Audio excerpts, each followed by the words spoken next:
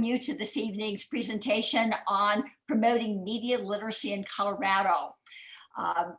Andrea Wilkin, who is our legislative liaison, will actually be introducing our guest speakers in just a moment. But before I pass the baton to her, I would just like to remind those of you that are participating this evening that the Colorado State League is also sponsoring an event tomorrow night as well.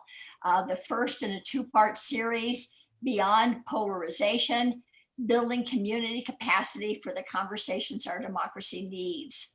It's a big fancy title, but basically it will be Dr. Martine Carcasson from Colorado State University's Center for Public Deliberation, who will be leading a two-part series to explore why we have become so polarized and how we might be able to work together to transform our conversations, and how organizations like the League of Women Voters can participate in that conversation and transformation. There is a small registration fee, $10 for members, $20 for non-members for both presentations, both on the 24th and again on March the 3rd at 6 o'clock. So we hope that many of you either planning on participating or will consider it. At this time, without any further ado, I would like to introduce Andrea Wilkin and let her make the introductions for tonight's speakers. Thank you so much for attending this evening. Thank you, Karen, and thank you all for joining us. As Karen mentioned, I'm Andrea Wilkins. I'm the legislative liaison with the League of Women Voters of Colorado, and I'm really excited about this webinar this evening. Tonight, we're going to be focusing on efforts that are taking place both in the Colorado General Assembly and within the League of Women Voters to protect and support media literacy. The League believes in informed and active participation in government, which is dependent on the ability of our citizens to seek out and understand credible sources of information on our politics and our policy development process. So to that end, we are thrilled to be joined tonight by Representative Lisa Cutter and Representative Barbara MacLachlan, who are the prime sponsors of House Bill 1103, Media Literacy Implementation.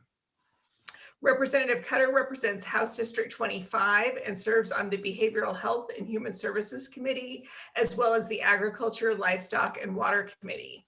Representative MacLachlan represents House District 59 and serves on the Education Committee and the Agriculture, Livestock, and Water Committee.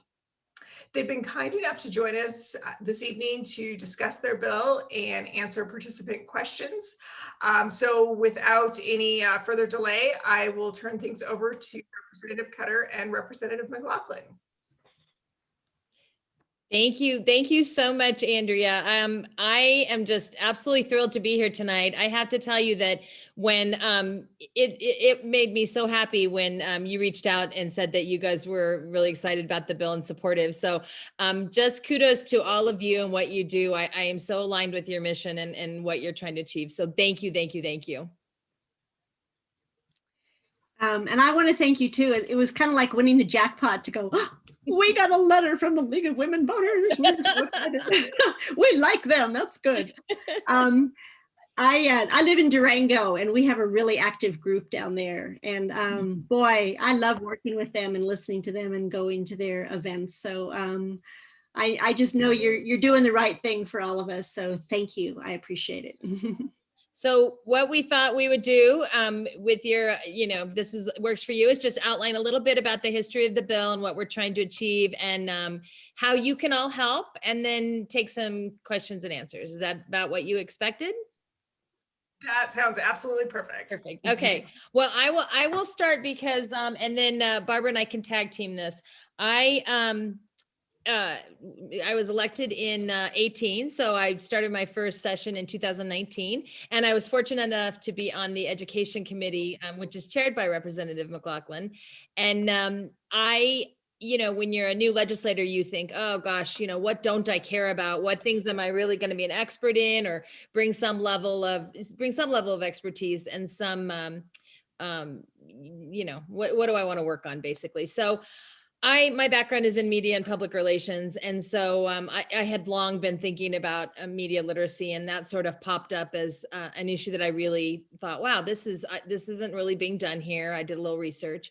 And so that was my very first bill that I filed in my very first session. It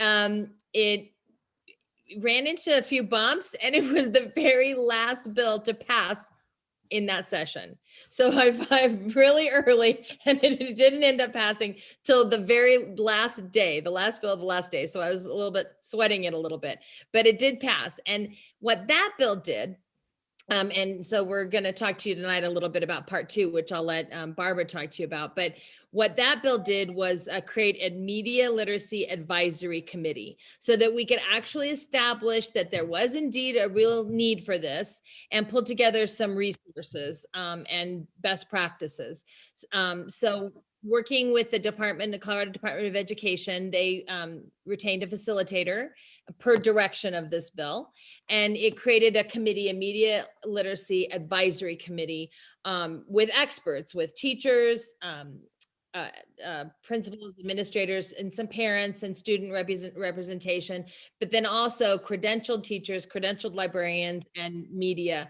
And that was really important that we create a panel of experts, of actual experts, real media, part of the bill, real media, people who are in the trenches, who work for a credible news organization, operate much differently than, a blog, your garden variety blogger or whatever. So we wanted to be really clear that those are the people helping influence this study. So they created a very robust study, which lives on the Colorado Department of Education website. I'll try and pop in the link into the thing here if anyone's interested in perusing that document. It's pretty thorough.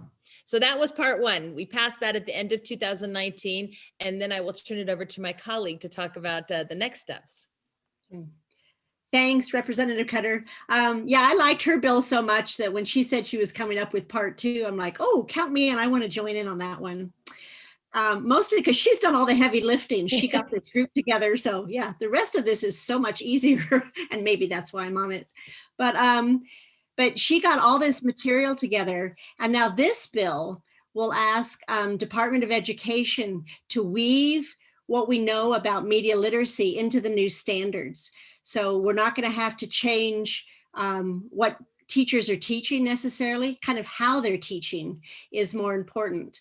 And it's not going to be a class on media literacy, but it's going to be weaving it into like the civics requirements that we have. And how do we do civics? Where do you get your research material for something like that, or history or English? So we're really excited to say we have this information for every educator out there, and they can just go and use whatever they need in their classrooms. So we're adding what we think is a lot of critical learning skills for students. We're hoping that they take it home and talk about it around the dinner table and say, did you know, and did you look? And this is kind of a false place to be looking. You should be looking over here. So I'm really excited about the next steps. I'm a retired teacher, so for me, that's really exciting to know that we can be actually teaching what you kind of always wanted to teach in the class, but there was never a curriculum for it. You kind of did it hit and miss. And now there's going to be a lot of really good hits, I think. I think we're going to do really well incorporating this into curriculum all over Colorado. Exactly. And, you guys are more familiar probably with media literacy. You're a highly educated audience in this area, more so than some people we speak to. It's likely, but so this will all make sense to you. But things like, Rep. MacLachlan and I were just talking about, you have the, CNN on in the background, and we tend to think of those kinds of things as news, but the 24-hour news cycle has created a real interesting situation. So you have this on in the background all the time, and they're talking about one piece of news for like an hour, and then they have 5 people expounding on it, right? And we're like, oh, we're watching the news, but that's not the news. That's people's opinions. When you get beyond actually, so you understand all this, but I think it's just become such a different landscape with the 24 hours cable news all the time. Who here grew up with this in your pocket? you know, I didn't. Kids are exposed to so much information, and you know, like we said, we'd love to be able to encourage adults, but that's really the point of things like this. And you guys going out to your communities and talking about it, that's how we can encourage and help adults learn and change. But at the very least, I think it really strengthens our democracy by teaching kids to grow up and look at things critically and have a understanding of what's really news, what's opinion, what's an advertisement. It's shocking how little, I guess, education there's been in that area, how confused I think a lot of young people are about some of these things. So that's what we're hoping to achieve here. And it seems like there's a national move towards this, and especially with some of the things we've seen over the last few years, which we were talking again a little bit earlier too about disinformation versus and misinformation. Both are real threats. You know, misinformation is just you know, when a news outlet is is just what it sounds like. It's just misinformation. Disinformation is more of a deliberate attempt. There's definitely been outside influence from foreign entities trying to harm our democracy and confuse people on things like, you know, whether the vaccine is safe, the COVID vaccine is safe, whether climate change is real, our elections were not, you know, came into question. And that's a deliberate attempt to mess with democracy. And so, you know, any tool that we can give to people to help them prevent that and educate themselves will be great. So I guess, what kind of things can you do to help? Rep. MacLachlan, do you have some thoughts about that? I do. I think, first of all, you all have both a representative and a senator. Make sure that they know what you think about this. And, you know, be civil with them. I don't know where you live, but some people will have a harder time with that than others, I imagine. But talk to them about why it's important to do this. And also, we were talking about going out in public spaces and talking about this. See if you need to lecture at a college class, or, you know, give a college professor something to talk about, or a high school class. Next time there's some kind of meeting going on, get in there and ask hard questions. So that's an interesting fact, but where did you get it? I think a lot of us grew up thinking that if things were in the newspaper, they were factual. If you saw something in Time magazine, somebody had done the research. Science was real. There were scientists behind it. And I think I also have a journalism degree, so that's my other job as a journalist. And we believed things because we believed that they were being researched. And I remember when USA Today first came out and news had to have color on it, and the stories were shorter so they could all fit on the front page, and you didn't want anything too long because the average fourth grader couldn't go that far. And it really, that affected the news, and it's only sprung from there.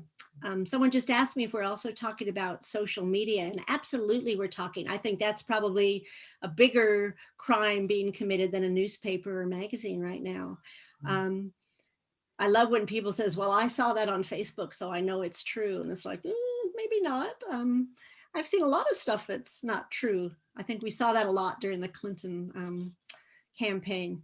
But I would like you to make this a discussion point with people. Not the bill, but just the awareness of why we need media literacy. It's kind of an unfamiliar term. We don't throw it around, but maybe it needs to start becoming part of our vocabulary, is to talk about media literacy, and not what to read, but how to read.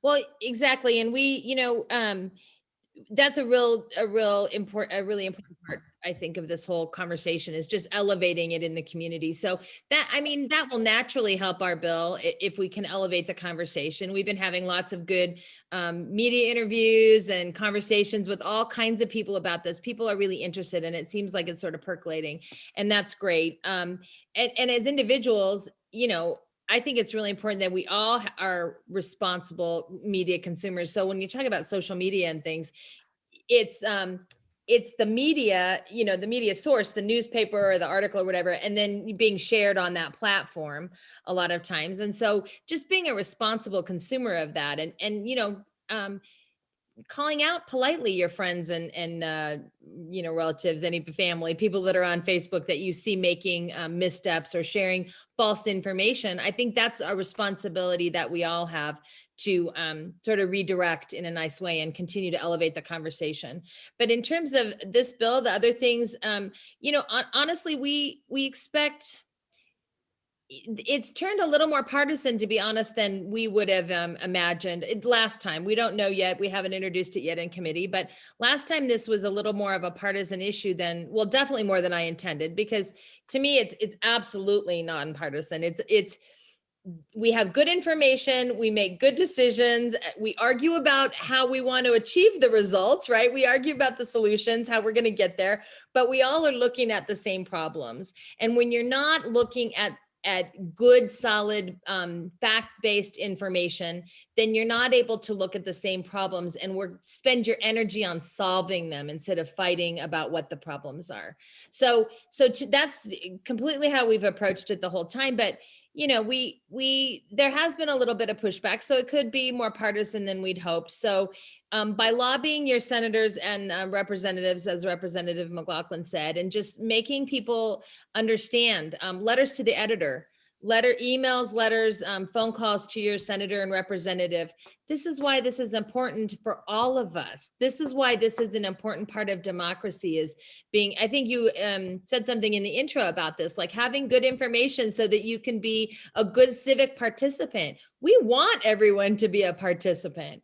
I welcome, when you have debate and on solutions, then you come to better solutions, right? You take all the perspectives in and you can come up with a better end product. But when you don't even debate on the same facts, then it gets a little challenging. So yeah, letters, support that way would be great. Speaking, I think Rep. MacLachlan talked about speaking to outside groups and stuff.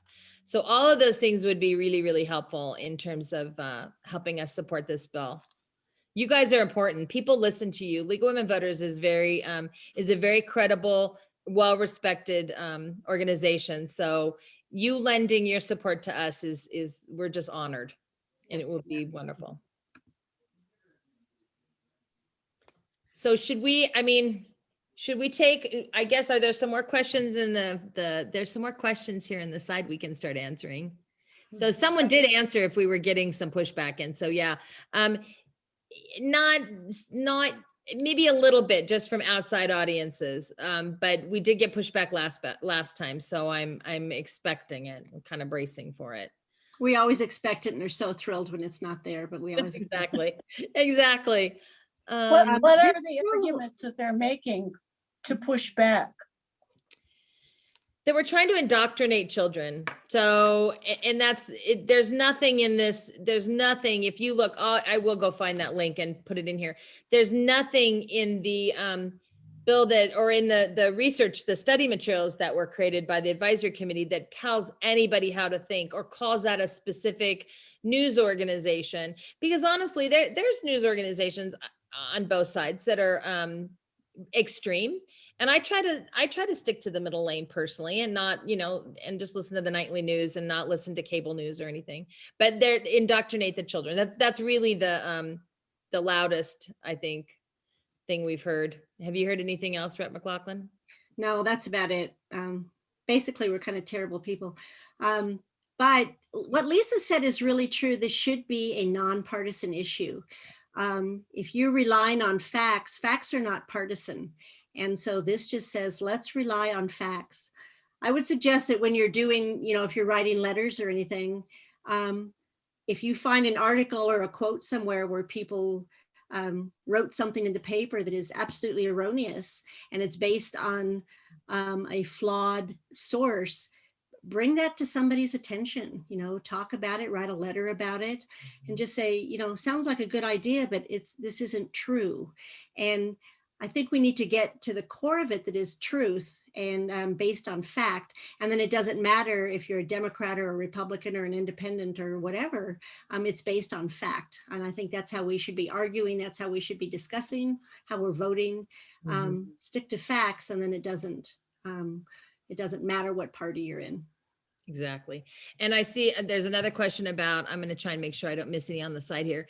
Does the Department of Education have influence on community college civics classes? So this bill would stop in the 12th grade. We're only doing standards K through 12.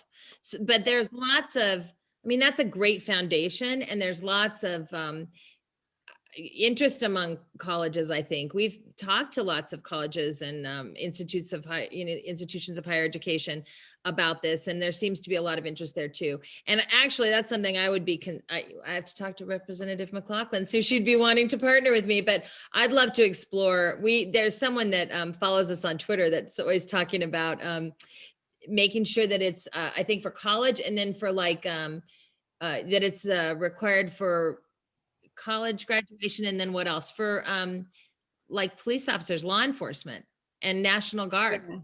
And I think that's, that's worth exploring. I mean, there's certain professions that it might make sense to to pursue standards in that area too. So I'm definitely interested in continue to explore this again, because I just think it's just foundational for democracy, right? And for civics, I know, is it Dr. Carson? How do you say Carcass? I can't remember how to say his last name.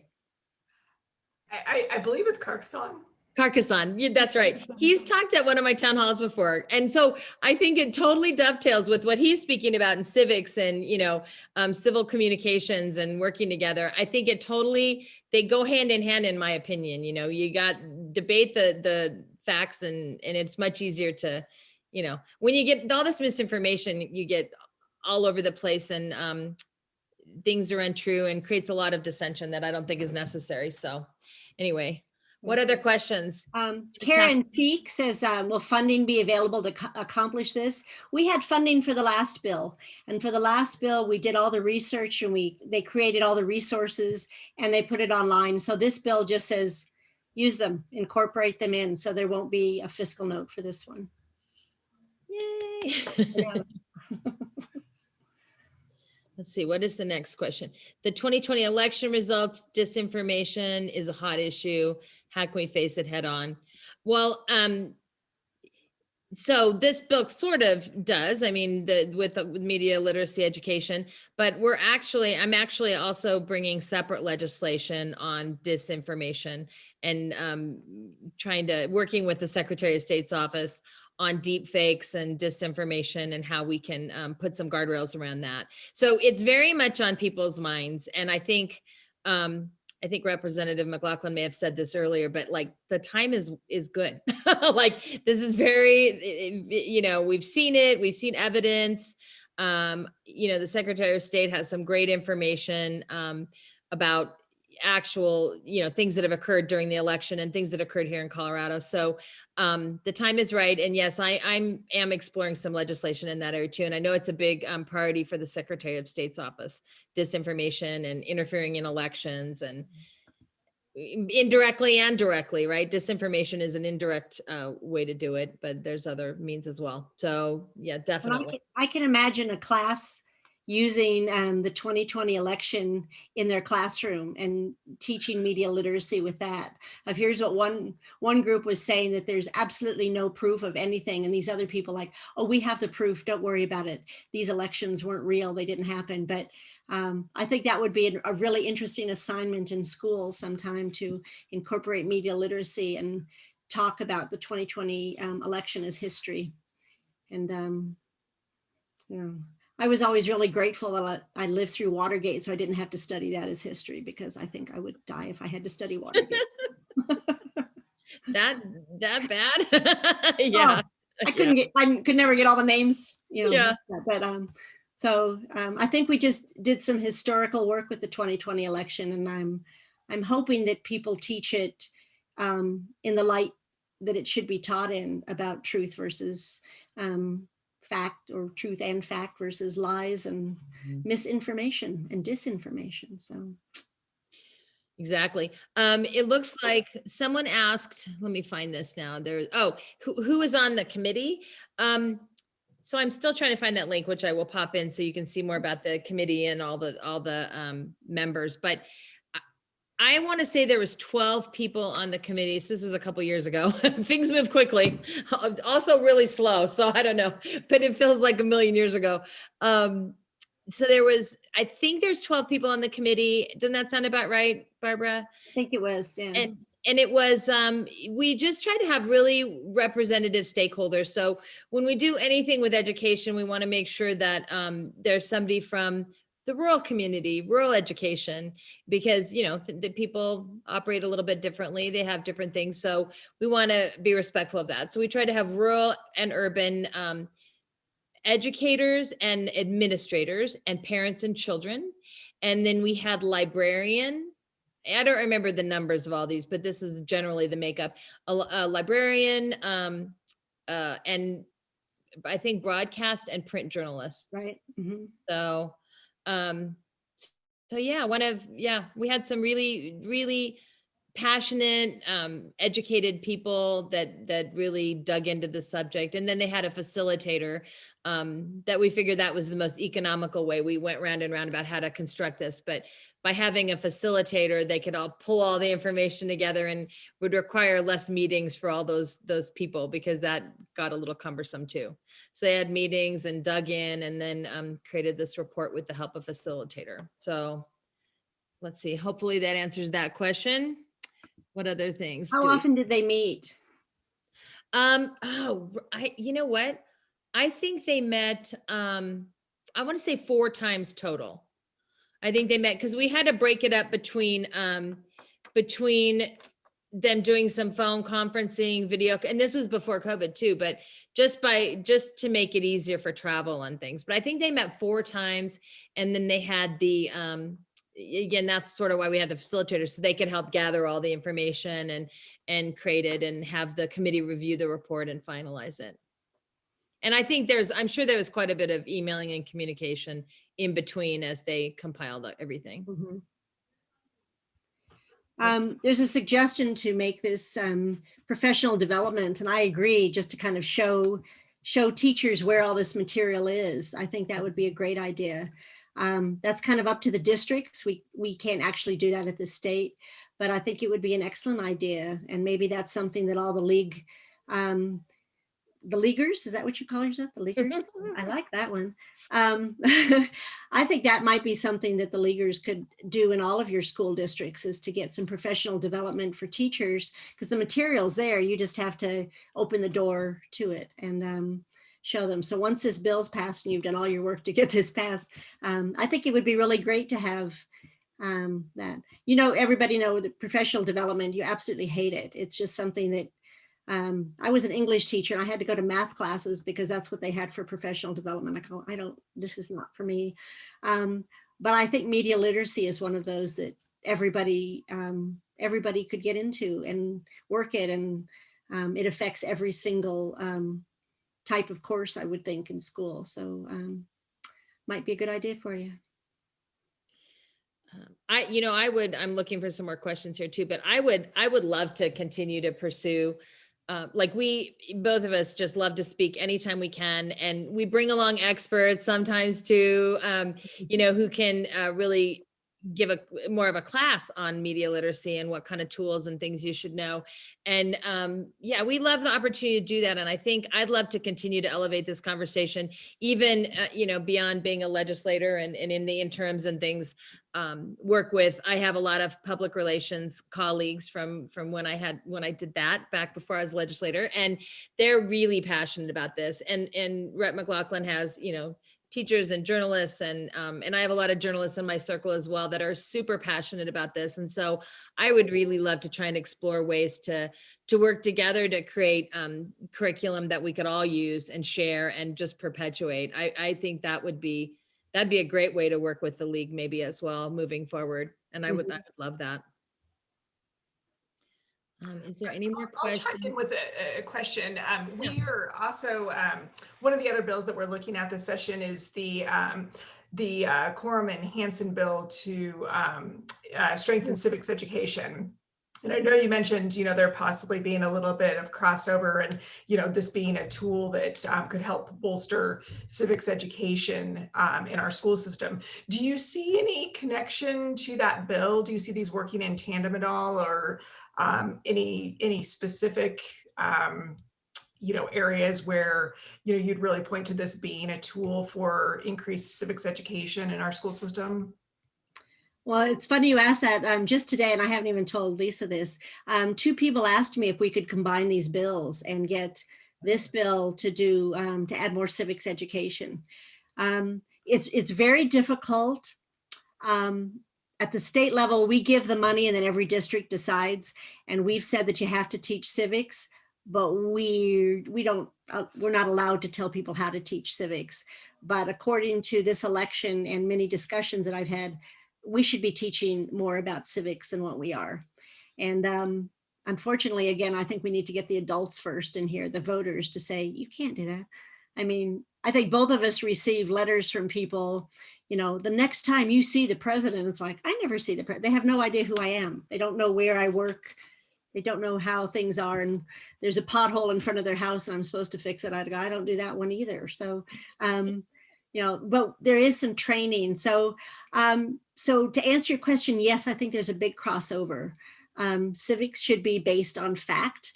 And that's exactly what we want to do with this, is to get fact in there. So I don't know if we would ever combine them or not. We're getting a little late on it now, but we could always talk to people about it. But two people asked me just today about that. So kind of interesting. And it wasn't any of you, so.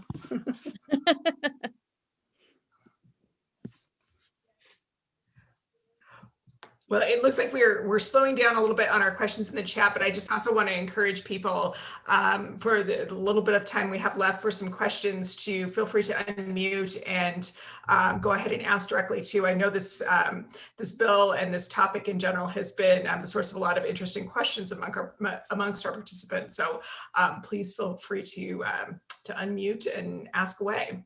Please do. And I popped I think I got the right. Yep. I got the link for the report in there if anyone wants to dive in and see what they found. I would love to ask a question of all of you. Has anyone ever had an encounter like that, where I was talking earlier about, being a responsible consumer yourself and sort of redirecting? Has anyone either had an incident where you shared something that was incorrect, or you had to maybe gently encourage or explain to someone that what they shared was incorrect and redirect them? Has anyone had anything like that happen? I think that's what the league does. Oh, perfect. That's true. That's true. Yeah. Yeah. Well, I saw some stuff on Facebook that I didn't think was correct. And so I always say, like, I like to fact check things, and I think people get irritated because I say I fact check, but I have put it on a couple of times and put myself out there. But one of the things, I know this sounds really good, like for the new people under 18 that are in school, but there's all those people over 18 that are like listening to either the liberal news or the conservative news. And how do we start educating them? And I think it's really sad that the fairness in media got taken away from us several years ago, where they didn't have to present both sides. Yeah. And can anything be done about that? You know what? I'm actually, we're so busy in the midst of session right now, but that's something that I'm, again, really interested in that as well. And I've actually started doing a little bit of research about that. So some of that is, at the federal level has to be, but, I think it's wrong that a publication can present themselves as a publication online. They look like a real newspaper or whatever. And then the articles can be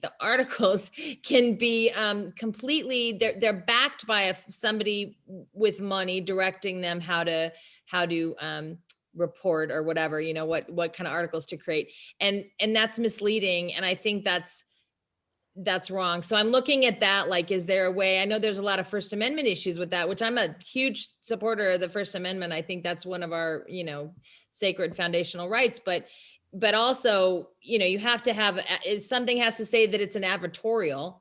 So it has to be labeled properly. So I kind of want to continue to explore those things, that issue. And then also the fairness doctrine, if there's some way we could implement that again, or do something in state that could make a difference. I don't know, Rep. MacLachlan, have you thought much about that as well? Now it's kind of, I guess I have to go back to my teaching career. Show, don't tell. Show people how that you have to research and have facts, and don't just say do it. You have to show people how to do it. And I think everybody needs to do their little bit. I have a nephew in Nebraska who really, really likes our former president and thinks that it's all a lie. And so every once in a while, my husband and I react to something on his Facebook like, love you, kid, but, and then we do this, and it lasts for a couple of days. He deletes us a lot, but because he doesn't really want to know. But you know, I think you have to just kind of do that now and then, and show people that you're watching them, and be careful of the websites you're looking up. So I have to say, there was a test once during the Clinton campaign. Somebody put an article up online with a headline, and it was something like, you know, Bernie beats Hillary or something like that. And all these people shared it. And the actual article said, are you kidding me? This didn't happen. And then it kind of went on, but nobody read the article. So these people who were just doing this, you know, and it was real proof that people are just sharing things and they don't even bother reading them. They don't ever look at things. And so I don't know how we train people to that, because it is an adult issue right now. And all we can hope is that our young people learn it in school and go home and tell parents that, you know, you're a bad dad, I'm afraid. Well, I think that's true. I think that taking it home is a help, like, because it is hard to mandate, you know, adult education. We can't really do that. So that's exactly right. Like talking, having these conversations, and hopefully the kids will take it home and help redirect their parents. I have used the Hi, Sandy. hi, Lisa. Some of the fact-checking sites, and I have a whole bunch of them on Colorado Press Women's tips for spotting misinformation. But there's a fellow that used to put up all kinds of false information, and I would just go to Snopes or one of these fact-checking sites, and I would find the exact place where they said, this is false, and this is why, and this is how we checked it. And then I put that link in, and I don't say anything. I just put the link in, and he's quit posting false information. I think he checks it first. One, sometimes it's not even that you're gonna convince him, but all the people reading his, you know what I mean? Then they might not, because otherwise they might believe him. The other thing, It's embarrassing. It is embarrassing. I was going to mention, based back to what Rep. MacLachlan was, or something earlier about, you know, sensational. Oh, the thing that people shared, that's confirmation bias. That's because they see the headline and they go, oh, either you 100% believe it, or, you know, and then you just buy it hook, line, and sinker. So you want to share it without corroborating it. And so that's something we can all just be aware of. And, you know, again, I know you guys are probably more mindful than most people. If you're on this call, you're paying a lot of attention to begin with. But yeah, everyone has if you have a really strong reaction one way or the other, just check yourself. Just say, oh, well, maybe this isn't true, or maybe you know, and look it up, do a little bit of 20 seconds of Googling, and you can figure that out. How about we do 2 more questions? Jane, you have your hand. Oh, 3 questions. You have your hands I up. was just going to say that I once posted an article on Facebook. The title was "Teachers Are Paid Too Much," and I was assaulted by people that read the headline and never read the article, which was all about how teachers are not paid nearly enough. And it really struck me that, you know, that how knee-jerk people are, and that the header matters. It does indeed. Kathy.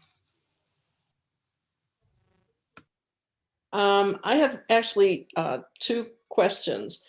In your legislation that you had a couple of years ago, when you created these resources, was there any monies that were put toward showing and not telling the teachers how to teach this material? Because they need to have examples, and they need to have more than one. So it might be that in these resources, videos of teachers using elements like sheep, which I saw in one of your other webinars, so that they can see how to implement these, because they're not going to do it if you just hand them materials, okay? Or they're not going to do it well if you're just going to hand them the materials. My other comment was, when you get pushback from people that say, oh, you're trying to corrupt our kids' minds, do you show them the elements or talk about any of the elements that teachers would be using to teach these, like looking at the sources? How is that partisan?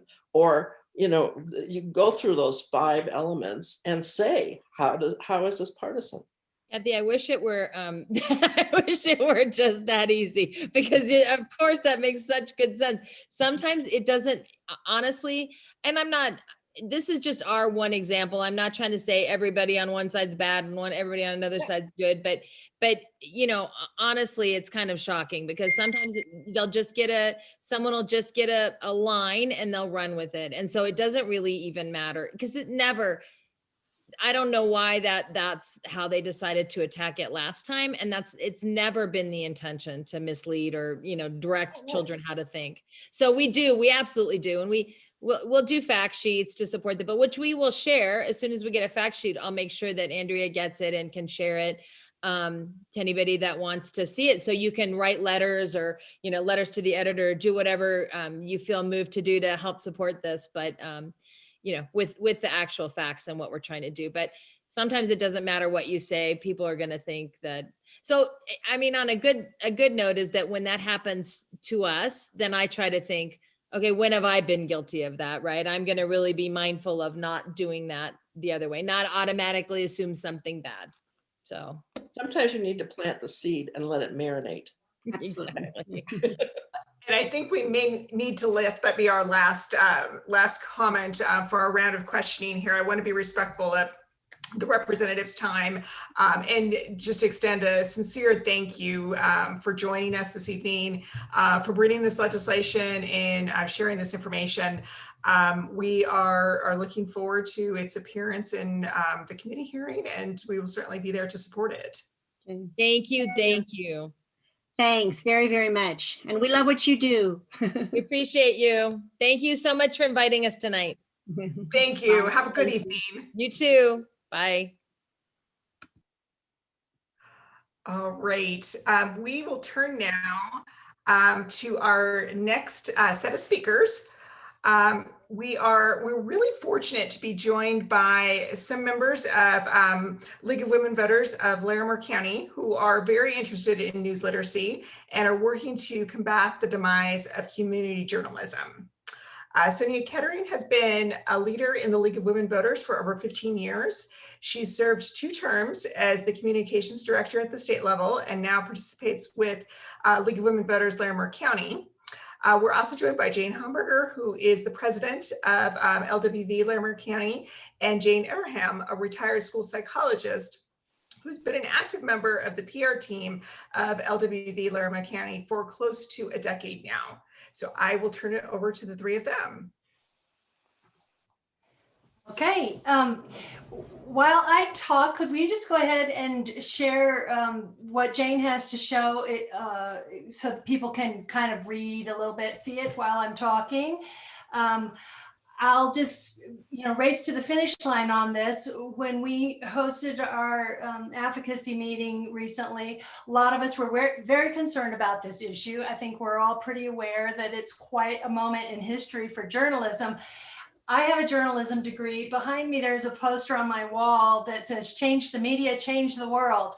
And I've loved the inspiration of that for several years, but it didn't dawn on me until recently that goes both ways, and turning social media into a news source and on and on. So I'm sure that you all are with me, but along with all that this bill does, I think that there's a perfect opportunity for leaguers to step up to the fact that whether or not this bill would become law, and of course we hope that it does, But that does not mean that we would give up if it would not. There's still a role for League to play in educating future voters as well as voters, because this bill talks about our education system. Well, there's a whole lot of people that need the education that of information and news literacy that won't be getting it from public schools, and League can help with that.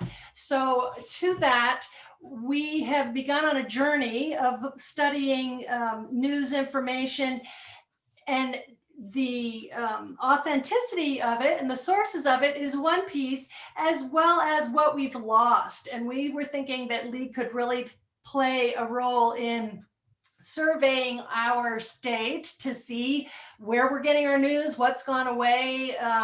So more pieces than just news literacy. But on the news literacy piece, we've come thus far. We wanted to show you the page we've built with many resources that could be a go-to for all local leagues, for our state reps, for teachers. We want your ideas on it. I'm going to let Jane kind of walk you through it. And if this is a project you would like to follow, please share your contact information in the chat so that we can capture that easily. And also ideas that you have. If you can put them in the chat, that will be helpful to us in case we don't get to flesh it all out tonight. And those ideas might be how we could share this, where we could promote it. Is it something like vote411.org, or do we reach out to other nonprofits, or how do we get it into our communities? So Jane, you're up. Okay, here's our page. And this page has, it's been less than a month that we've worked on this page. We consider it still a rough draft, but we think it's looking pretty good. Here's our explanation with our upcoming events that are on all our league website pages. These are featured articles, and we wrote a little synopsis, a few sentences to give you an idea what the article is about. And then we have more information down here. We have implementing media literacy in school curriculums, and we have Senator Bennett's bill on Local News Commission Act. There's a lot of fun on this page, and I'm going to walk you through a little bit, like cognitive bias. You click on that, you click here, and I have a slow computer, but this is a page that talks about what your bias is, and it's got some things to sell you. But what's kind of cool is up here, every time you hit one of these guys, you get another statement that sort of describes an area of bias. Every single one of these. The backfire effect. Whoops.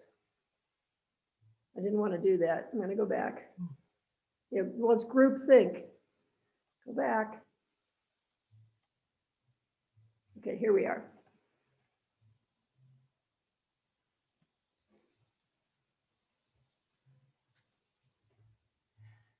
Okay, and then somebody was talking, so we have all these articles that you can click on. And then down here, somebody was talking about testing your media literacy. And we have a little quiz here that says, should you share it?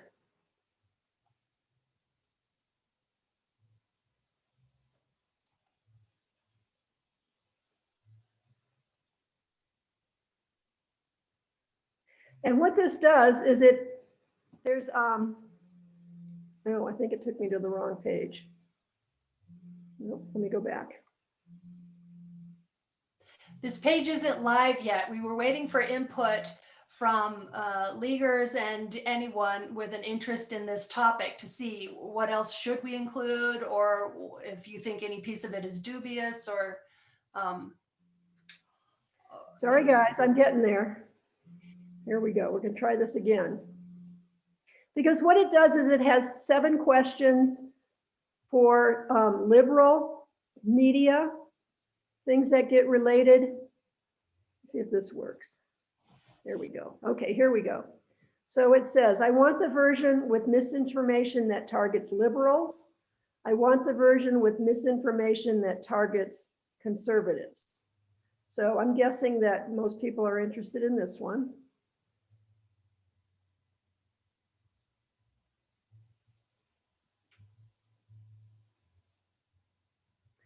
Oh, come on. It looks like you already did that one. Well, I've taken both of them and I want you to know that I passed. I got 100%. But what it does is it really points out to you how easily it is to be emotionally triggered and to think, yes, I believe that. And so you share it. I'm going to find you one of these yet. I promise. You trust your judgment too much because it's a shortcut. You didn't have to read the whole thing. And one of the articles I read recently talked about how sometimes going straight to Snopes and other sources could quickly tell you, like just going to Wikipedia could quickly tell you, but then the author of the article saw how the more time people spent going down a rabbit hole, they came up with worse conclusions, like hooked into a conspiracy and so forth. And that was pretty interesting, especially because there's so much information that we're all trying to shortcut all the emails and information that we need to keep up to our daily lives. Okay, and here's a liberal trigger. This is, she gave a guided tour there the day before, and it's Congresswoman Lauren Boebert, who we all know, took this group on a guided tour of the Capitol one day before the insurrection. 3 of the people participated and knew exactly where to go. And so hopefully it'll let me go back. Oh, I'm sorry, guys. Well, here it is. Well, it's not wanting to let me answer it. Well, I hope that leaders who are listening know that you're all invited to participate with us because it's a Zoom world now. So we could have local leagues join our Larimer League in this conversation just as easily as any Zoom call is. Okay, I got it, Sonia. Okay, we would So here's the answers. You pick an answer. This presents credible, facts-based information that is well-sourced and safe to share. This presents false, misleading, or unverifiable information and is not safe to share. So somebody tell me, which one is it, A or B? B. Yes. The photo was actually taken in 2019 at a gun rights rally in Denver, Colorado. So we've all been hearing that about somebody was giving tours of the Capitol building the day before, and Lauren Boebert was one of the ones, but this is not a true piece of information. This is not something that you should share. So we want to work on this page.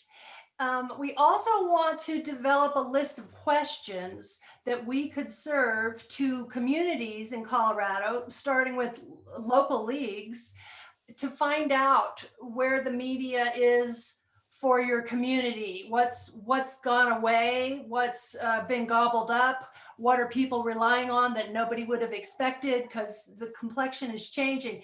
And we thought if we gathered that information that we could be of some use for legislation at the state as well as the national level, because Senator Bennett is putting forth an idea, 3 of the senators together, that might end up as some public funding for news sources. And we can't go a lot into that, but so we're not all just about news literacy. We're about what's happening to our news outlets. How do we know which ones to trust, which is a little bit of literacy as well. And we have to come up with questions, and it's kind of fun to do, actually, if you would want to help us or allow us to serve it to your league to see what you think about that and do an informal survey of how Colorado's media has changed over the past decade. Okay, Sonia, can I, oh, sorry, can I break in? We do have a Yes, please. chat that I think, oh, sorry, my dog is having some problems here. There's a question. Sorry, he's been quiet this whole time.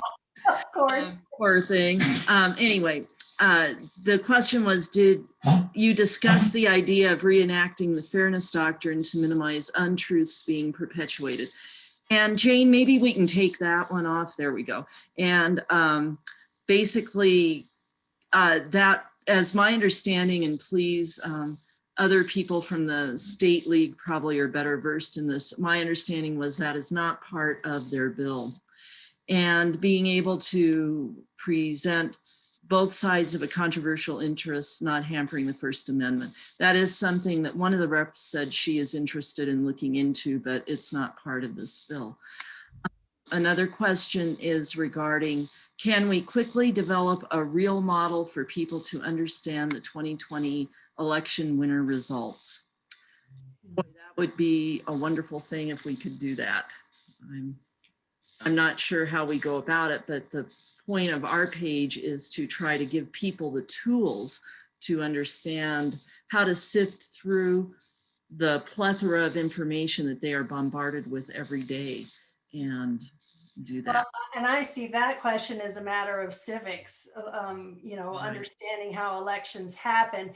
And that would be maybe a little myopic for this project. I hope the courts sort it out. I hope, you know, there's enough ruling that the facts will stand, and League wouldn't have to be promoting facts that will be headlines, hopefully. But we can definitely coach voters to have a little more acumen moving forward with some of the craziness that has happened. And you'll see on this website, we've got all kinds of resources. So if you had a friend in your world that you weren't sure how to approach, you might go here and find just one link that you could share with them, whether that's the list of, you know, from Snopes on down of fact-checking sites, that's here, or an article about debunking news. There's just so much on here, and maybe some that we've missed. Cognitive biases, people don't understand that, and we all walk around with them. We also have society professional journalist ethics on here, because there are standards where journalism begins, that if you're a bona fide journalist, this is what you're supposed to do. But so much of the news today isn't bona fide journalists, it's bloggers and it's aggregators and whoever, and promoting that could be of use. I went to one of these articles, don't go down the rabbit hole, because Jory mentioned SIFT, and SIFT stands for stop, investigate the source, find better coverage, trace claims, quotes, and media to the original context. So SIFT is a simple way to remember, one way to respond to articles that trigger you. And that comment by AOC in the conservative end of the test was, of course, false. She never said that. We do another question. When do you expect this to go live? The page, I guess. I'd say pretty soon. Why don't we give like a few days for people that are on this call to play with it a little bit, reach out to us and tell us what you think. I guess we'd have to make it live for them to even do that. Yeah, we'd have to do that. I mean, I think the page is pretty much ready. We don't like all this white space.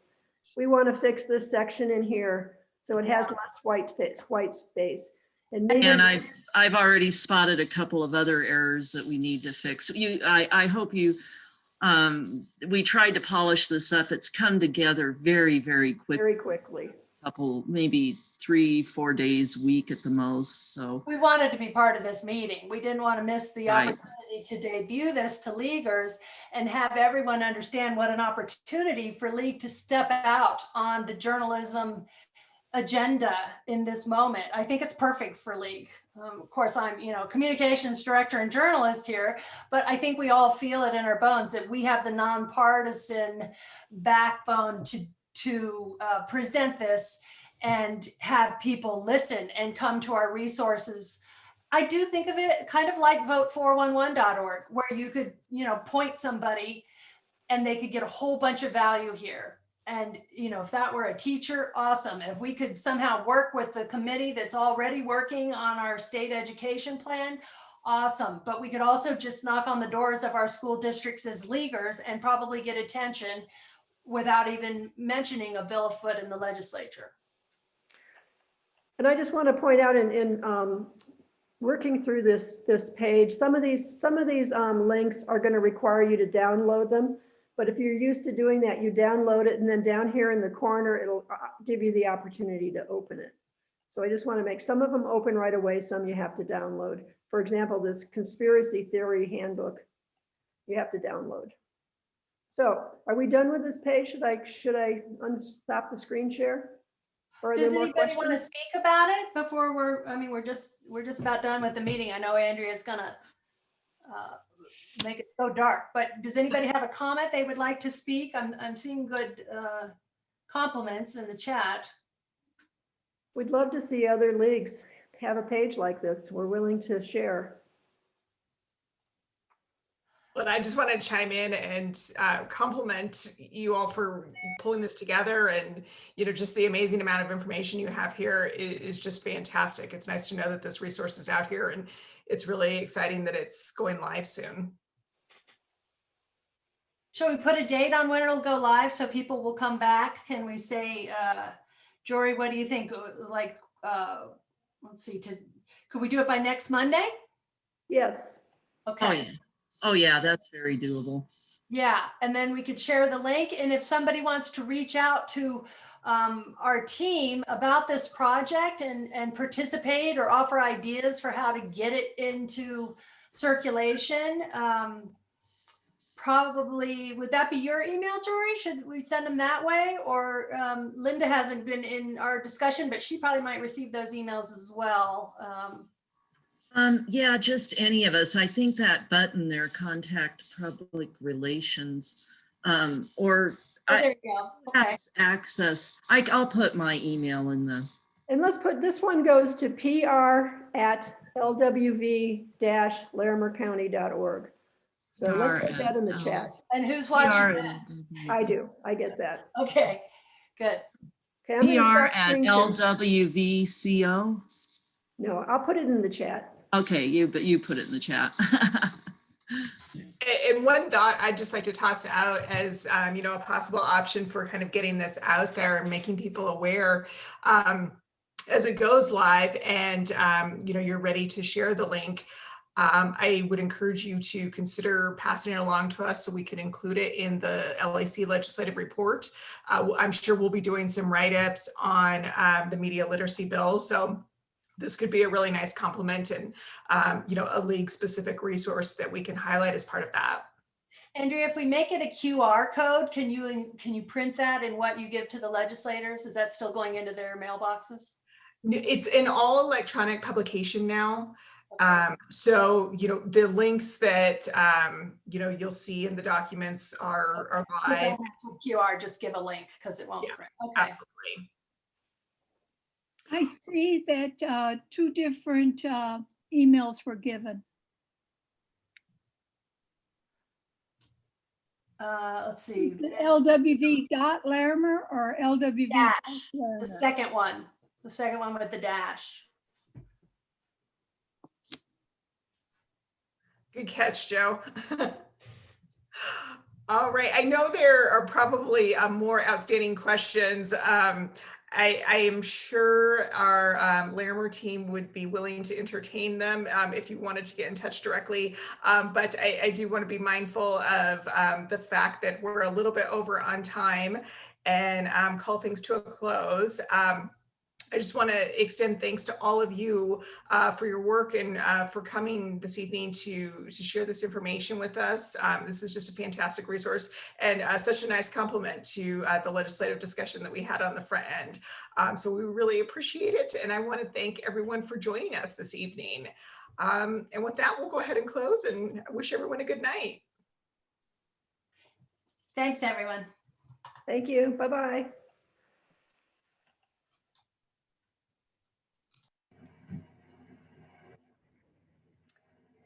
That was awesome.